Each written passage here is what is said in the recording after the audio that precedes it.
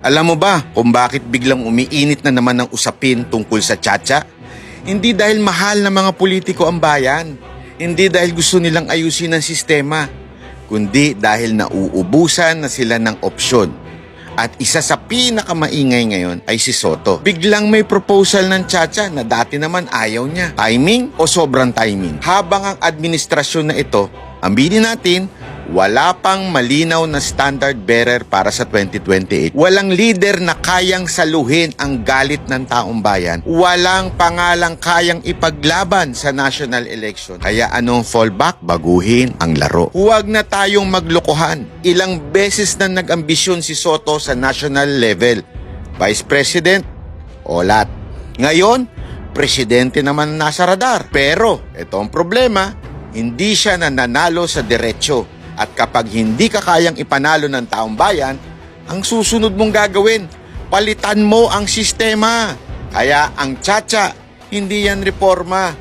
Exit strategy yan. Parliamentary system, prime minister, hindi kailangan manalo sa buong bayan. Kailangan mo lang kontrolin ang loob. Parang style lang iba dyan. Naalala nyo? May pa-PI pa. Hindi manalo sa national election, kaya nagplano ng palit istruktura ng kapangyarihan.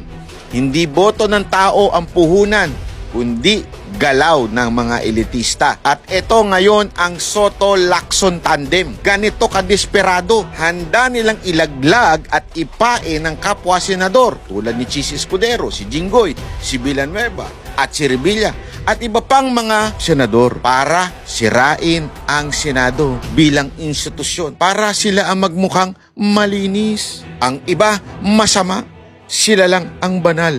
Classic move ng Soto and Lacson tandem. Alam nila ang totoo, galit na ang taong bayan sa mga mambabatas. Kaya ang ginagawa, save yourself mode. Chacha, hindi para sa bayan. Chacha, para sa sariling kaligtasan. At kung magkataon, Prime Minister si Soto. Tanong ko sa inyo, reforma ba o desperasyon?